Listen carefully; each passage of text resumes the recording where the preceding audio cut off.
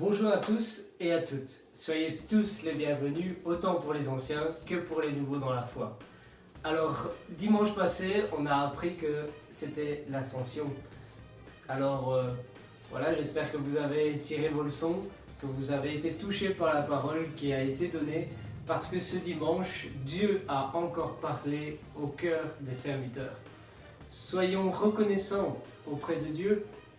Pourquoi? Parce qu'il ne nous laisse pas seuls. Il ne nous laisse pas dans nos situations et on ne se sent pas abandonné parce que lui il est là pour nous relever à chaque instant de notre vie. Le programme est toujours le même, mais je vais le répéter encore une fois, c'est la louange. La louange, c'est la démonstration de ton amour pour Dieu. C'est entre toi et Dieu. C'est quelque chose d'important. C'est ce qui va permettre à ton âme de se réjouir, de donner le meilleur de lui-même. La prédication, c'est Dieu qui parlera à ton cœur, pas les hommes. Donc, prends ta Bible, sois outillé et prends des notes aussi. Comme ça, tu es sûr de ne pas oublier et au moins, Dieu peut encore parler. Alors, je vous remercie d'être au rendez-vous. J'espère que chez toi, il est 15h30 et que tu vas entamer cette réunion avec toute ta famille, avec la famille de Christ, l'Église, que ton règne vienne. Soyez les bienvenus et bon culte. Soyez bénis.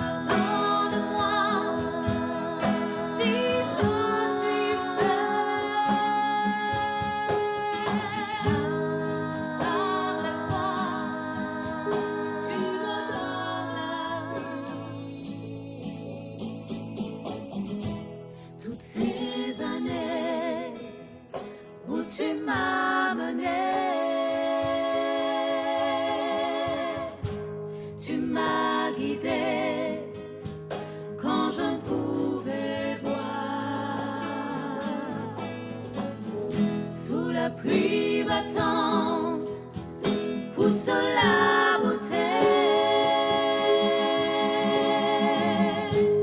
Un chant de joie dans le désespoir.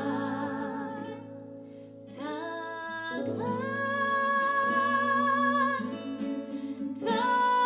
grâce, je ne suis rien sans toi.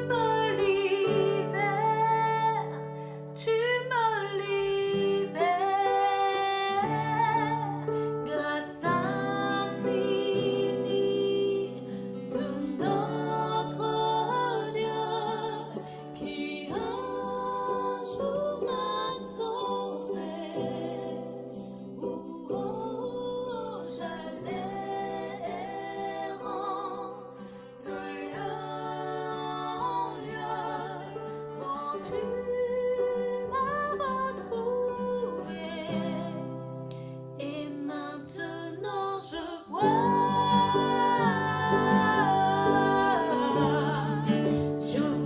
l'amour, la grâce dans tes yeux, donnant ta vie pour moi, me ramenant de la mort.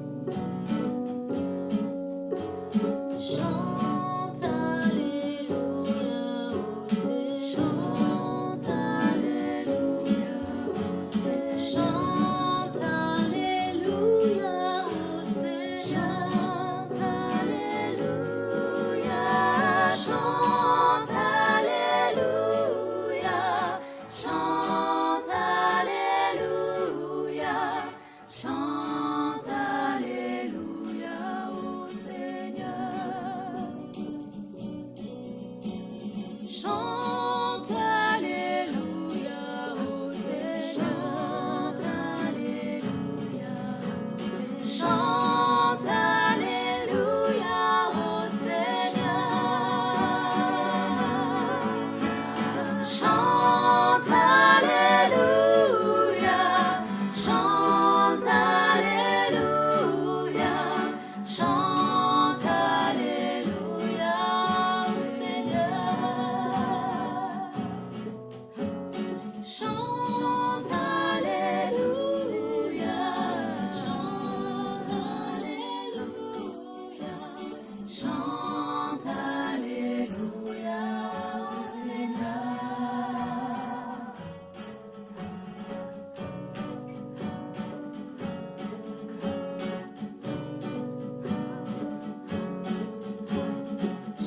Chante Alléluia, chante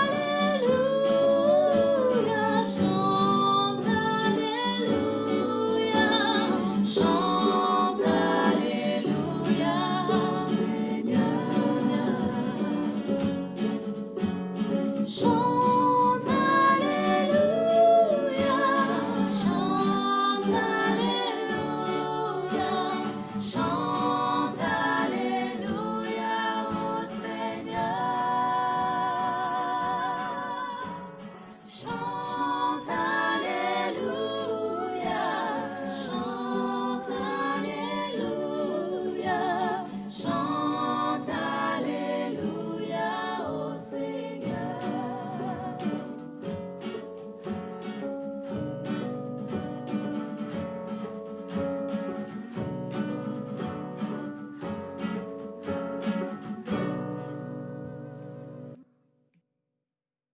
Bonjour à tous.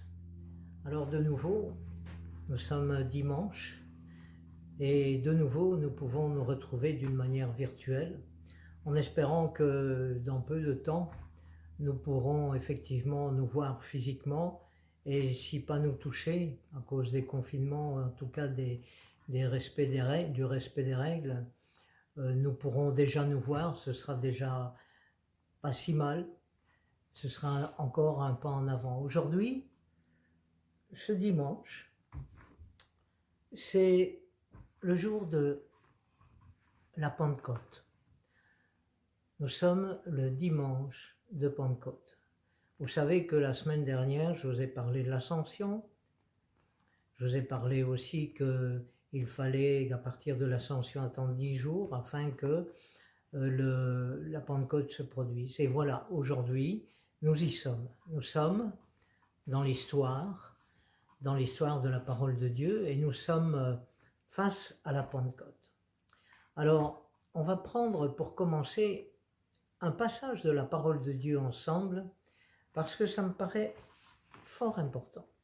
Voici ce que nous allons lire dans le Proverbe au chapitre 26 et au verset 12 où il est écrit: si tu vois un homme qui se croit sage, il y a plus à attendre d'un homme stupide que de lui. Si tu vois un homme qui se croit sage, il y a plus à attendre d'un homme stupide que de lui. Pourquoi est-ce que j'ai commencé par ce verset? Eh bien parce que ce que je vais aborder aujourd'hui est la Pentecôte. Et la Pentecôte, c'est du surnaturel. La Pentecôte n'a rien à voir avec le matériel terrestre, c'est du surnaturel. Alors pour accepter le surnaturel, nous ne devons pas nous prendre pour des sages. Nous devons tout simplement aborder la parole de Dieu en disant oui, la parole est la vérité et je me dois de l'aborder comme un enfant, comme quelqu'un de simple, pas sans intelligence, mais de simple, et qui croit réellement en la parole de Dieu. Alors je vous invite à être un enfant aujourd'hui encore. Allez, commençons par la prière. Père Saint, c'est au nom de Jésus que je te prie, afin que tu nous trouves comme étant tes enfants, et non seulement tes enfants, mais accueillant ta parole comme un enfant. Nous voulons rendre tous nos raisonnements captifs à ton obéissance, prisonniers de ton obéissance, prisonniers de ta parole, parce que tu es celui qui a toujours raison. Père, aide-nous à ne pas discuter avec toi, mais juste à recevoir instruction par ta parole. Alors aujourd'hui, que chacun qui regarde cette vidéo rende individuellement ses pensées captives, prisonnières à la parole de Dieu. Et je te prie au nom de Jésus et te remercie de ce que chacun peut le faire et accepter de le faire. Merci mon Père. Amen. Voilà, j'ai commencé par là parce que ça me paraît important de pouvoir entrer dans le domaine surnaturel et ce que nous appelons en tant qu'enfants de Dieu le spirituel. Alors oui, nous entrons directement d'emblée dans le spirituel parce qu'il y a des choses importantes qui doivent être annoncées. Alors aujourd'hui, il y a encore plus de versets qu'à l'accoutumée, mais je l'ai fait exprès, tout simplement pour que vous puissiez non pas vous référer à ce que je dis, parce que je ne veux pas traduire ce que je pense, mais je traduis simplement ce qui est écrit. Et c'est la raison pour laquelle aujourd'hui, vous allez devoir travailler avec la Bible et ce qui sera affiché là tout à l'heure. Vous aurez du travail dans votre culte et pas seulement recevoir quelque chose, des paroles de quelqu'un. Recevez la parole de Dieu aujourd'hui. Allez, on y va. On commence par un chapitre dans les Actes des Apôtres, parce que la Pentecôte, elle se situe en particulier dans les Actes des Apôtres. Et c'est là où nous voyons le plus d'explications qui nous est données en rapport avec la Pentecôte. Alors, prenons les Actes des Apôtres au chapitre 1er et au verset 5. Et voici ce que nous lisons. « Car Jean a baptisé d'eau, mais vous, dans peu de jours, vous serez baptisés du Saint-Esprit. » Qui dit cela? Jésus le dit avant, juste quelques instants avant l'ascension. Donc Jésus dit à ses disciples, car Jean le baptise, Jean a baptisé d'eau, mais vous, dans peu de jours, vous serez baptisés du Saint-Esprit.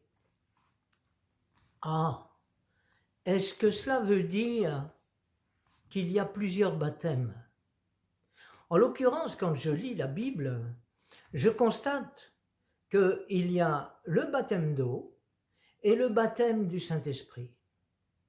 Alors, on peut en conclure qu'il y a deux baptêmes, mais je ne veux pas rentrer dans les discussions folles. Les théologiens vont dire oui, mais c'est pas le baptême du Saint-Esprit, c'est une plénitude, c'est une visitation, etc.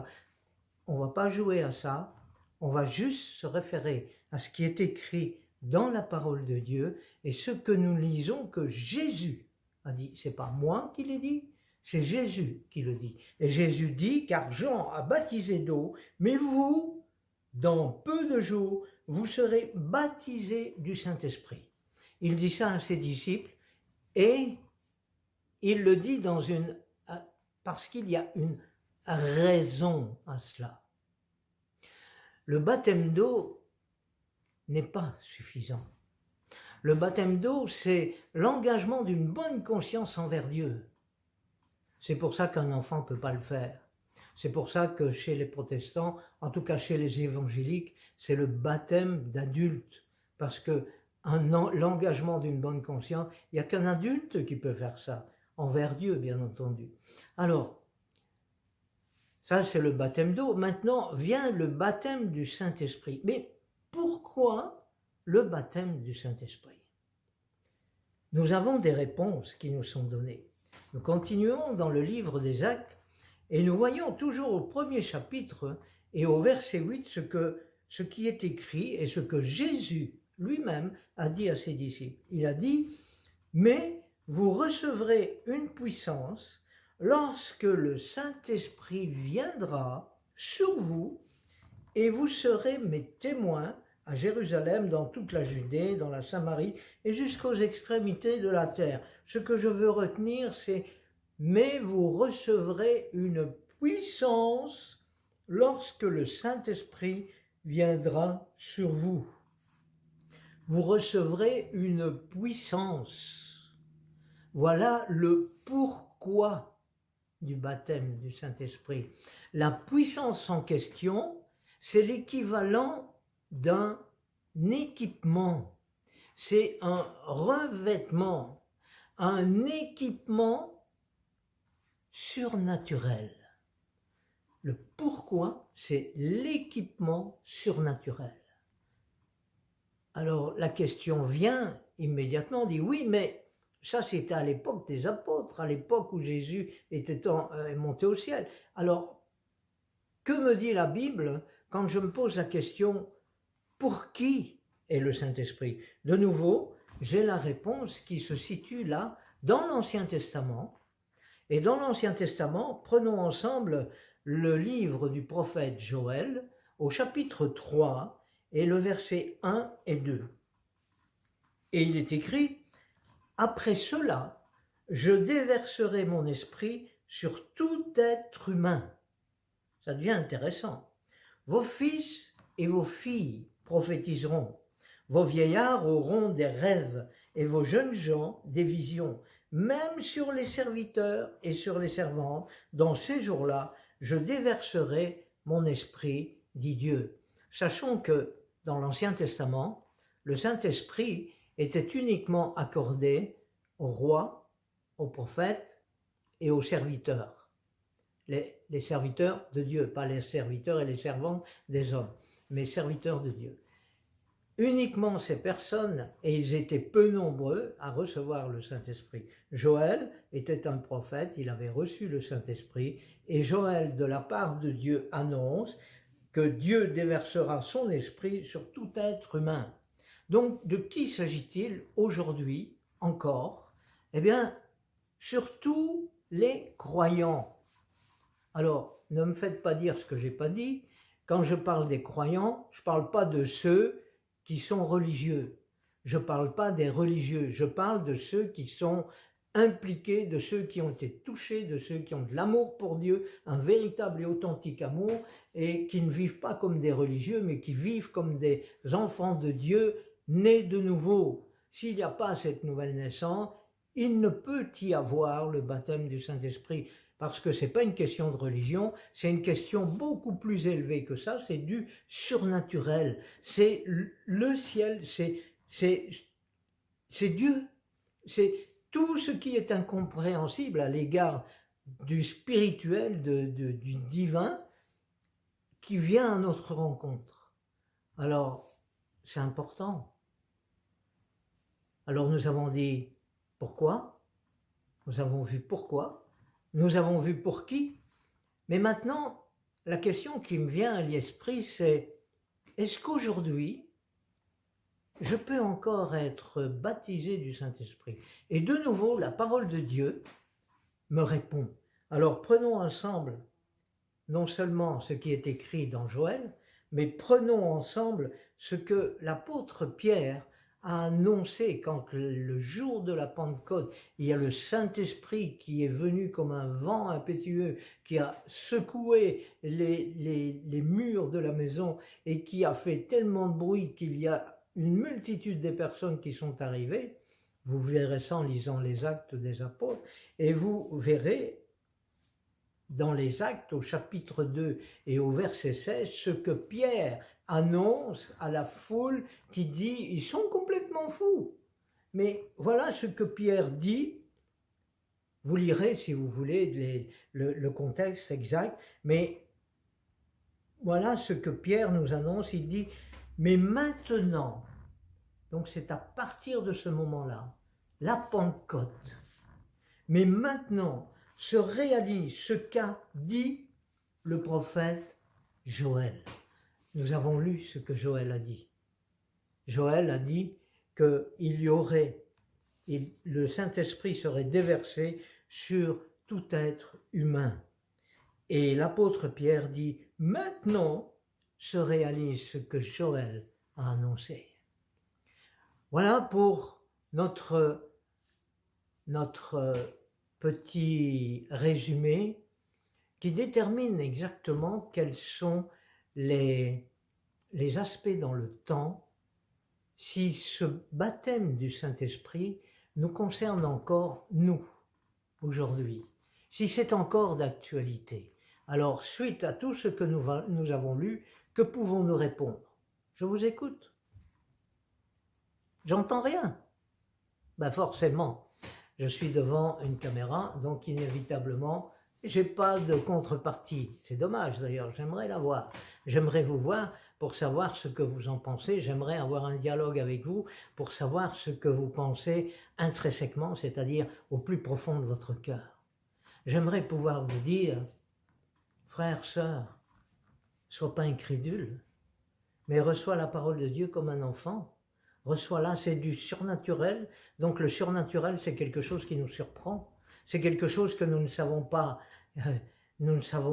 tenir dans nos mains. C'est quelque chose que nous ne voyons pas. Nous ne pouvons pas le voir, mais nous pouvons le vivre. Et ça, c'est intéressant. Jésus nous invite à non seulement connaître la parole de Dieu, mais à la vivre, c'est-à-dire à la pratiquer. Et quand nous vivons cette parole, il y a le bonheur qui entre dans notre cœur. Et c'est à cela que nous sommes invités, à ce que le bonheur entre dans nos cœurs. Dieu fait des projets de bonheur pour nous, afin que nous ayons un avenir et de l'espérance. Ce n'est pas un bonheur terrestre, c'est un bonheur spirituel. Et c'est ce que Dieu veut pour nous. Essayons d'aller un peu plus loin. En voyant ce que, puisque nous sommes directement concernés, en essayant de comprendre ce que Dieu nous réserve et en quoi consiste le baptême du Saint-Esprit. Pour voir ce que la Bible en dit, nous avons besoin d'aller dans l'épître aux Corinthiens, c'est-à-dire la première épître aux Corinthiens, et à partir du du chapitre 12 et au verset 1. Et quand vous avez 1 Corinthiens 12, verset 1, sous les yeux, vous constaterez qu'il est écrit que l'apôtre Paul, qui a écrit l'épître aux Corinthiens, dit « En ce qui concerne les réalités spirituelles », comprenez bien, les réalités spirituelles, c'est pas quelque chose de palpable, ce sont des réalités. Comprenez, ce ne sont pas des fables, c'est une réalité.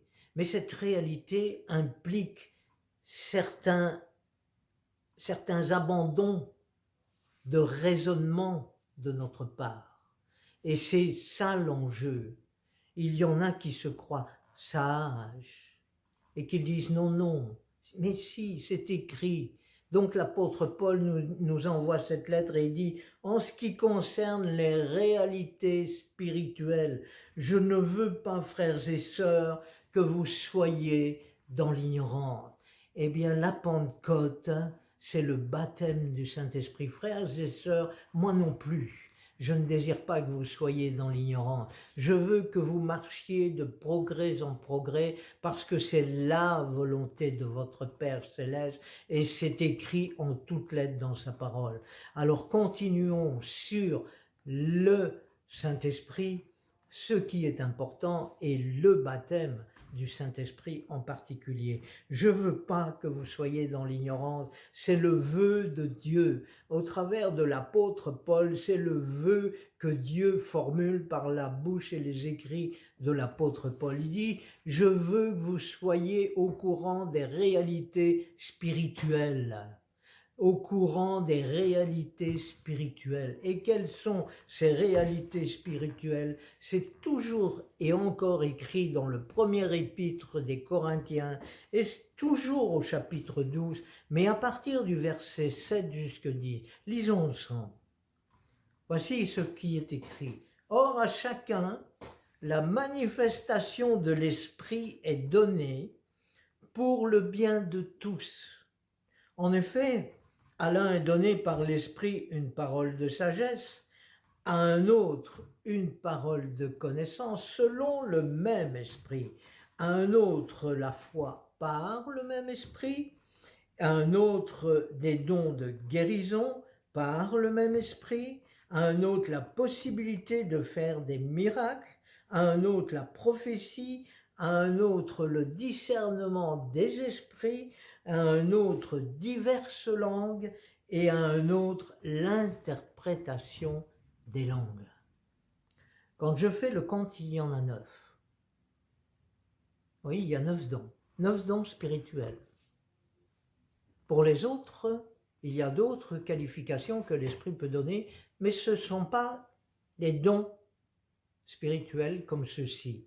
Ce sont plus des dons d'assistance ou des dons qui sont donnés pour une utilité dans l'Église, mais ici focalisons-nous, c'est-à-dire braquons notre regard et notre pensée sur ce qui est écrit.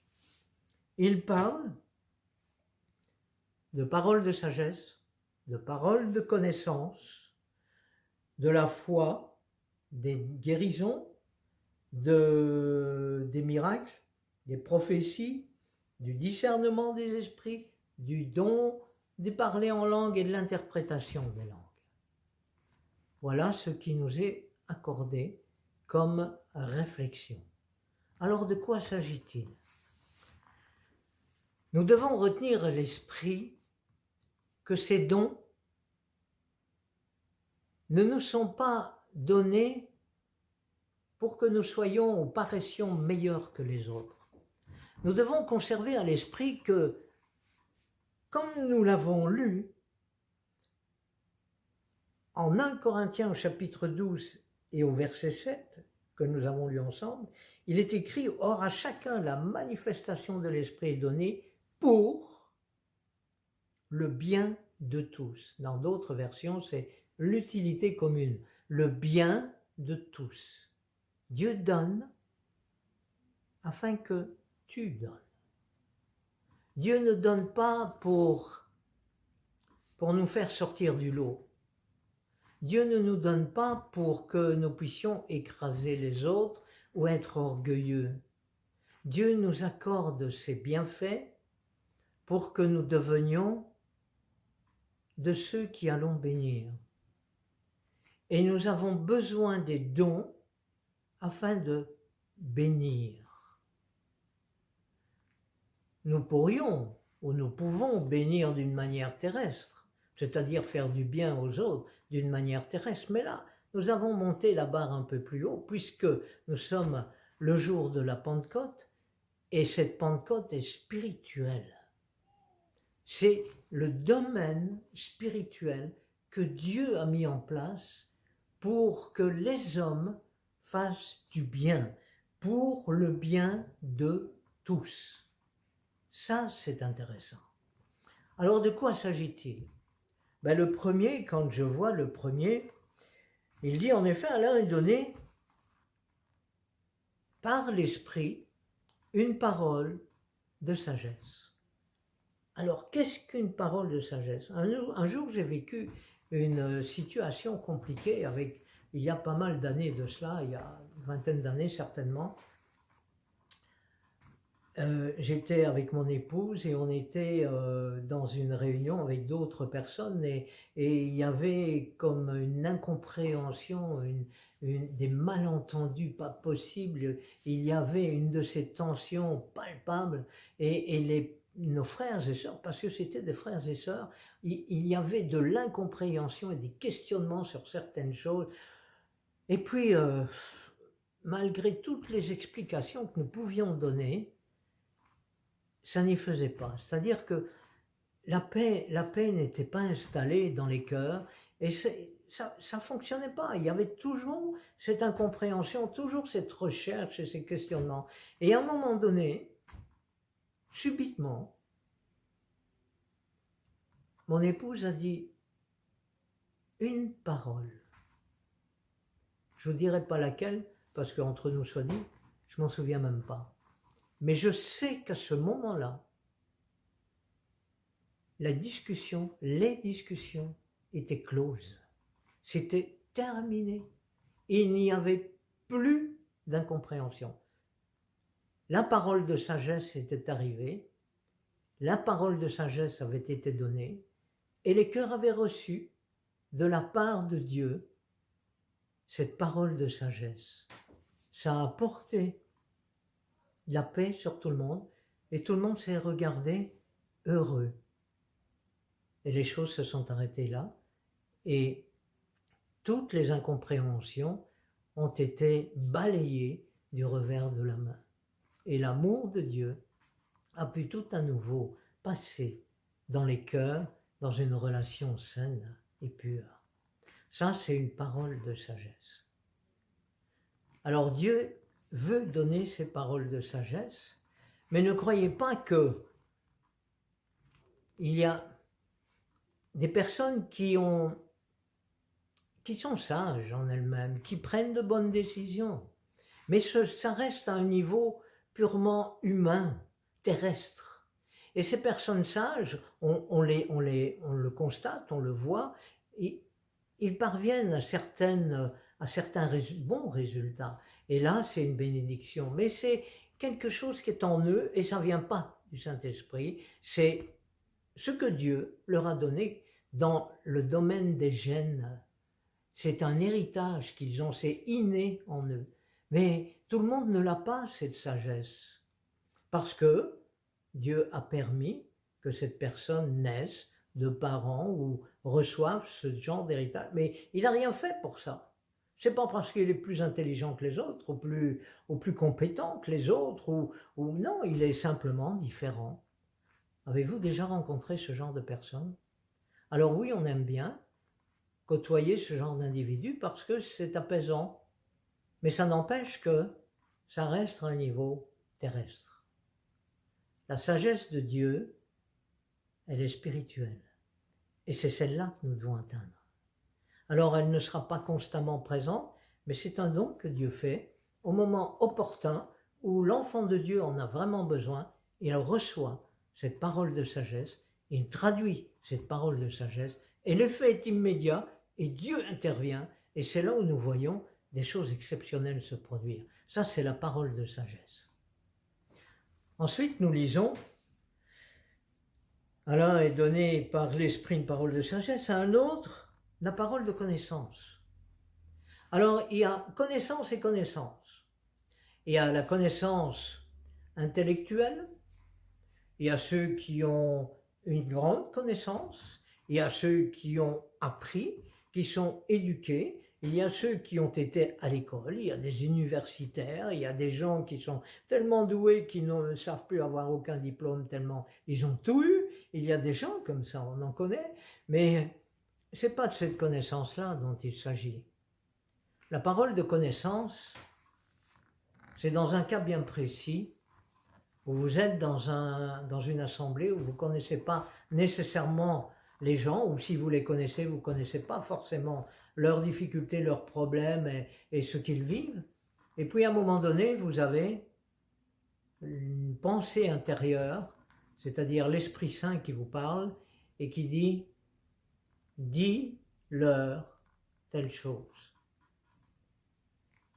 Un problème, une difficulté, un souci, une inquiétude, ou que sais-je, ce qui fait partie de la vie des hommes. L'inquiétude ne devrait pas faire partie de nos vies, mais on sait qu'il y en a plus d'un qui s'inquiète quand même.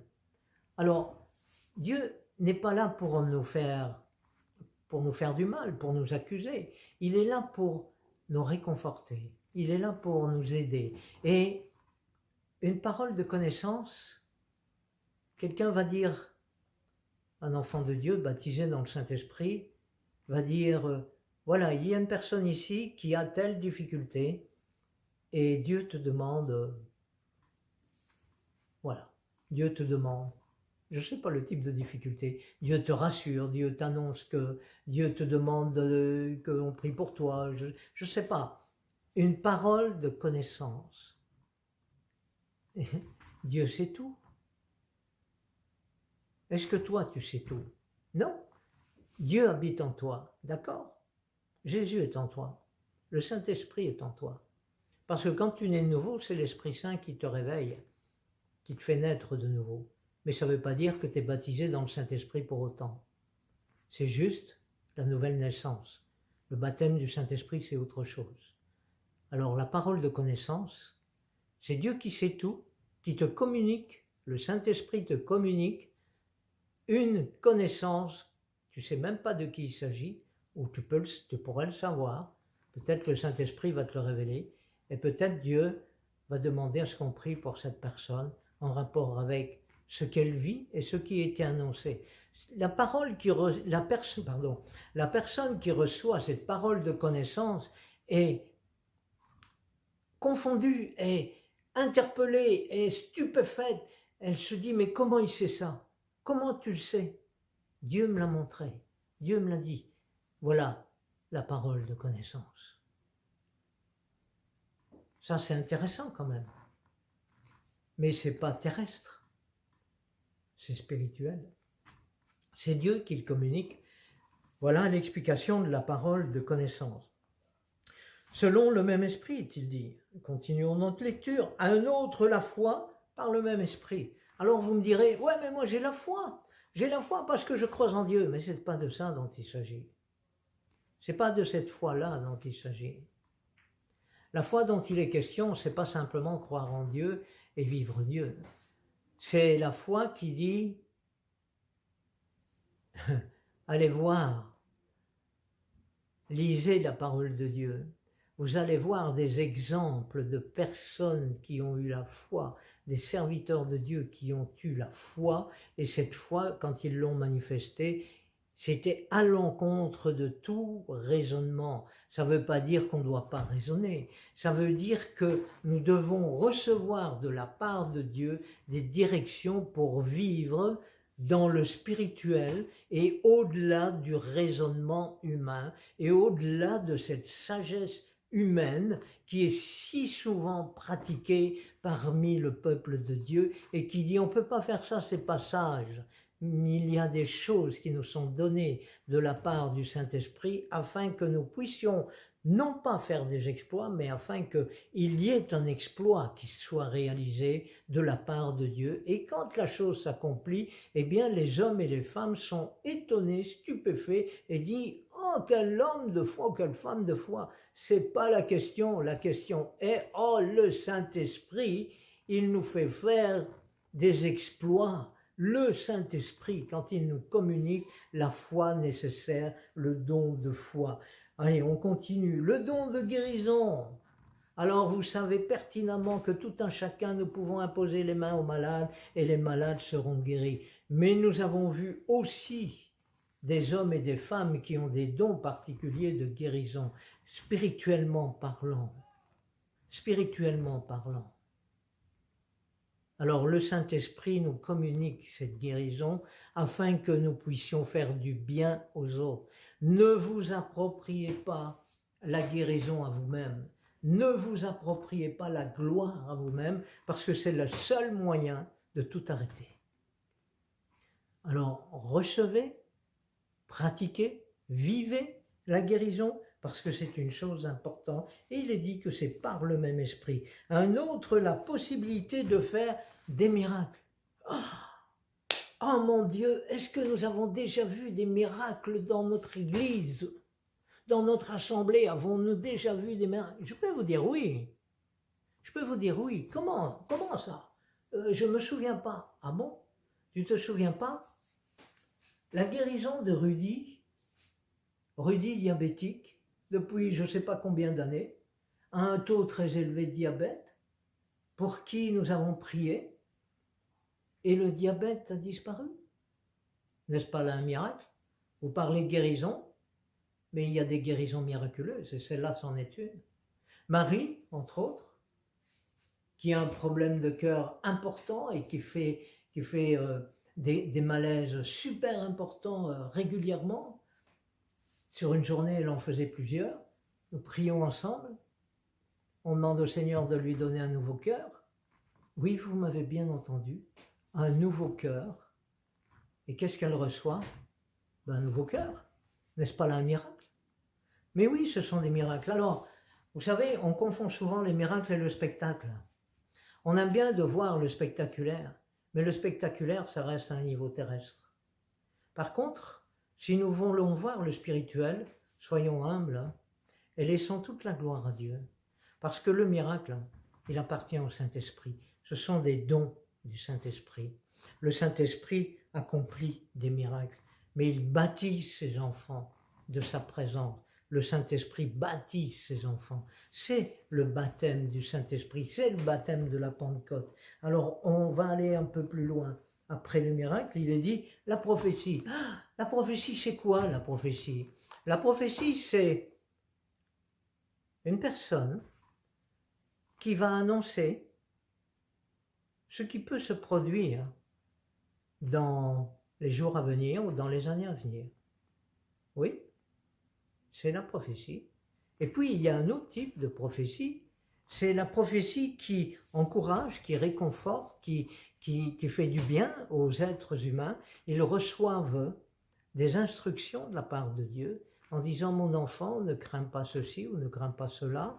Ça a un petit rapport avec la parole de connaissance, mais c'est pas la même chose, ça n'a pas le même effet. C'est un effet apaisant et réconfortant.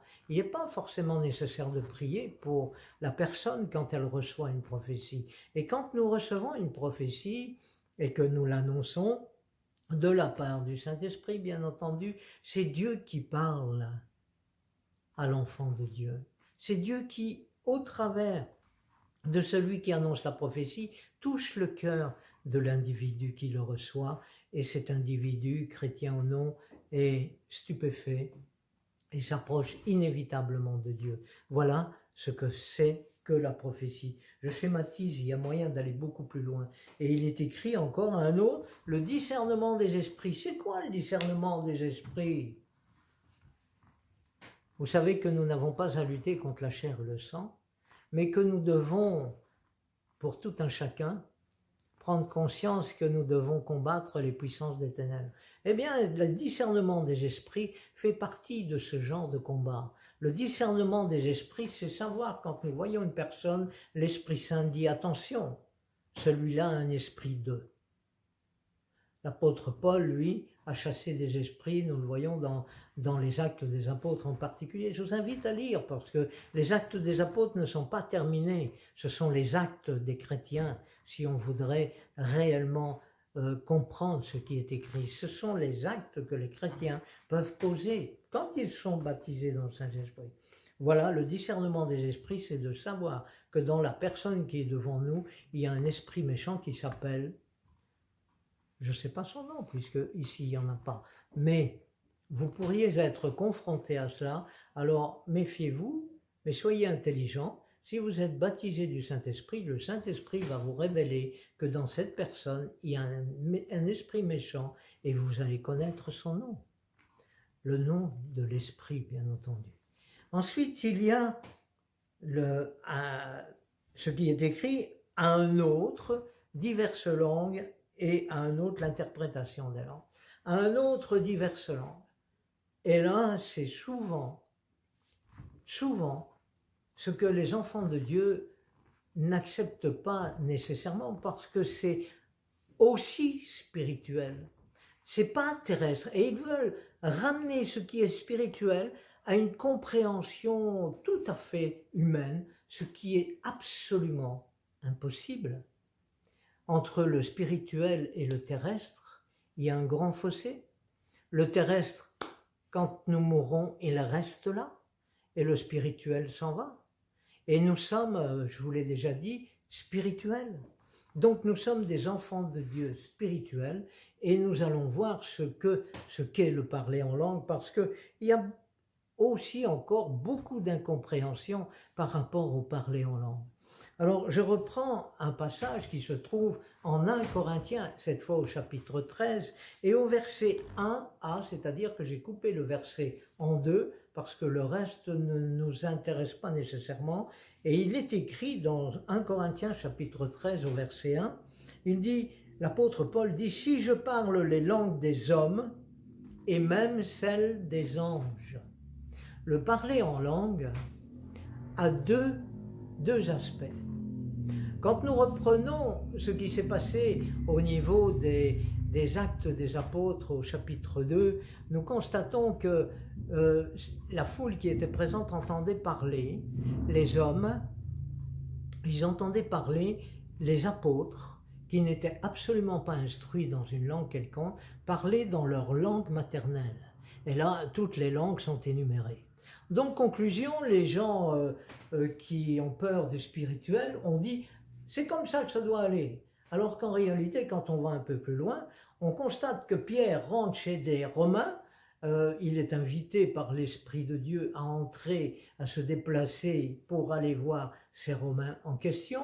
Les Romains sont réunis ensemble et ce sont des gens qui prient Dieu, mais qui n'ont pas été baptisés dans le Saint-Esprit, ni baptisés d'eau d'ailleurs, mais ils croient en Dieu et ils font des aumônes et ils sont sympas, on va dire, avec les chrétiens. Et Pierre entre dans cette maison, il commence à prêcher la parole de Dieu, le salut, et puis subitement, le Saint-Esprit tombe sur toute l'assemblée et Pierre constate qu'ils sont baptisés dans le Saint-Esprit comme lui l'a été. Mais à quoi le constate-t-il? Parce qu'il parlait en langue.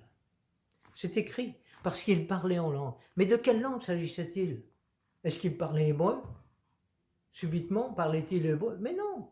Il parlait la langue des anges. Et la langue des anges, c'est ce que nous pouvons recevoir, la langue des anges. Alors oui, parler la langue des anges, c'est déstabilisant et absolument incompréhensible. Regardez, allons en 1 Corinthiens toujours, au chapitre 14 et au verset 2. Il dit en effet, l'apôtre Paul dit, en effet, celui qui parle en langue ne parle pas aux hommes, mais il parle à Dieu. Car personne, regardez, personne ne le comprend. Personne ne le comprend. Et c'est en esprit qu'il dit des paroles mystérieuses. Alors il y en a qui disent « Oh oui, mais c'est pas normal, c'est du spirituel. Arrêtez d'être charnel, d'être terrestre et de vouloir tout gérer, tout comprendre et tout saisir. C'est noté, à nous d'y croire. C'est à nous qu'il appartient d'y croire. » Alors, nous avons prié pour être des enfants, restons un enfant. Restons comme un enfant. Personne ne le comprend. Il dit, il parle. Celui qui parle en langue ne parle pas aux hommes, mais il parle à Dieu. Car personne ne le comprend. Et c'est en esprit qu'il dit des paroles mystérieuses. C'est extraordinaire, mais c'est déstabilisant. Parce que le monde spirituel nous communique quelque chose et on ne comprend pas ce qu'on dit. Parfois oui, si on a l'interprétation de la langue. Parfois oui, mais pas toujours. Mais on sait qu'on parle à Dieu. Mais dans 1 Corinthiens que vous allez prendre avec moi au chapitre 14 et au verset 4, il dit « Celui qui parle en langue s'édifie lui-même. » Celui qui parle en langue s'édifie lui-même. C'est le seul don sur les 9 qui nous est donné pour être édifié. Ça veut dire quoi édifier? Édifier, ça veut dire se construire, se consolider, ériger un monument. Eh bien, quand nous parlons en langue, nous sommes forts, parce que nous savons que c'est l'Esprit de Dieu qui nous parle et qui parle au travers de nous, et que c'est l'Esprit de Dieu qui dit des merveilles à l'égard de notre Père. Nous parlons à notre Père. Alors ne vous privez pas de parler en langue. Voilà, plus ou moins, j'ai brossé le tableau de tout ce qui peut être à votre disposition, à condition que vous le manifestiez. Sachez que, là je vais ouvrir une parenthèse, c'est pas parce qu'on n'est pas baptisé dans le Saint-Esprit qu'on n'est pas sauvé. On est sauvé. C'est Dieu qui nous sauve et ensuite il nous donne quelque chose de plus parce qu'il veut que nous soyons équipés. Il veut que nous recevions ses outils. Il veut que nous soyons armés et il veut que nous devenions encore plus efficaces. Et c'est ça le désir de Dieu. Son désir, c'est que nous soyons pleinement équipés. Imaginez un peu un employeur qui demande à un chef d'entreprise qui a une entreprise de construction et qui ne fournit pas le matériel pour construire les maisons, il va leur dire « Allez-y, bâtissez une maison » et ne leur donne pas les briques. Vous allez dire, c'est pas possible. Ben effectivement, c'est pas possible. C'est exactement pareil avec la parole de Dieu. Si Dieu nous dit, allez, faites des miracles, allez-y, et il ne nous donne pas le Saint-Esprit, comment est-ce que vous allez faire les miracles? Vous allez puiser ça où? Comment est-ce que vous allez faire? C'est pas possible. En réalité, comprenons, frères et sœurs, que Dieu est bon avec nous. Dieu est bon. Il nous dit, allez par toutes les nations. Allez par toutes les nations, faites de toutes les nations des disciples et enseignez-leur ce que je vous ai prescrit. C'est ça qu'il nous dit. Il dit aussi baptisez-les, etc. Mais en gros, c'est ça. Mais s'il ne nous donne pas le Saint-Esprit pour le faire, comment est-ce que nous allons faire? Et c'est là l'enjeu. Si l'ennemi parvient à mettre en votre esprit un doute quelconque par rapport au baptême du Saint-Esprit à la Pentecôte, eh bien vous avez tout faux. Parce que l'ennemi a gagné et Dieu, là, attend que vous soyez convaincus. Aujourd'hui, mon rôle, c'est de dire, mon enfant, reçois le Saint-Esprit. Alors, je vais terminer par ce passage au Proverbe 26 et au verset 2, ce que nous avons lu au départ. Si tu vois un homme qui se croit sage, il y a plus à attendre d'un homme stupide que de lui. J'espère que tu ne fais pas partie de cela. Ne te prends pas pour un sage. J'espère que tu ne fais pas partie de cela. Mais ne néglige pas non plus, ne néglige pas les cadeaux de Dieu. Ne néglige pas le revêtement de puissance que Dieu veut te donner. Ne néglige pas ces choses afin que tu sois plus fort encore, afin que tu sois un véritable serviteur, ou une véritable servante, équipé pour être un témoin à la gloire de son Seigneur. Alors aujourd'hui, pour ceux qui sont baptisés du Saint-Esprit, je vous invite à renouveler les dons qui sont en vous afin que vous les manifestiez avec puissance. C'est-à-dire plus vous allez les pratiquer et plus ils vont grandir et plus ils vont être faciles à être manifestés et plus vous allez recevoir de Dieu. Alors continuez, soyez de ceux qui sont zélés et entrez dans le domaine de l'aventure entre guillemets, mais entrez dans cette vie active. Ne soyez pas assoupis ni endormis. Pour ceux qui ne sont pas encore baptisés du Saint-Esprit, j'allais vous dire, mais quand on se verra, on le fera. Mais non! Pourquoi? Parce que là où tu es maintenant, pose la main sur ta tête et dis au nom de Jésus, je reçois le Saint-Esprit maintenant. Au nom de Jésus, je reçois le baptême du Saint-Esprit maintenant avec les dons que Dieu tu veux me conférer, que tu veux me donner, afin d'être encore plus efficace. Enfant de Dieu, reçois maintenant le Saint-Esprit, parce que c'est Dieu qui fait ces miracles, et c'est pas un homme. Alors reçois-le, là où tu te trouves, reçois-le, mets ta main sur ta tête, et proclame avec foi que Dieu te baptise du Saint-Esprit, et commence à parler en langue, commence à parler en langue, commence à être édifié par le don des langues, au nom de Jésus. Reçois-le, ne laisse pas passer ta chance aujourd'hui, reçois ce que Dieu veut te donner, et sois abondamment, particulièrement béni au nom de Jésus. Sachez que j'aspire à vous retrouver bientôt physiquement, mais en attendant, recevez ce que Dieu vous donne aujourd'hui. Soyez bénis et bon week-end de Pentecôte à chacun. Amen.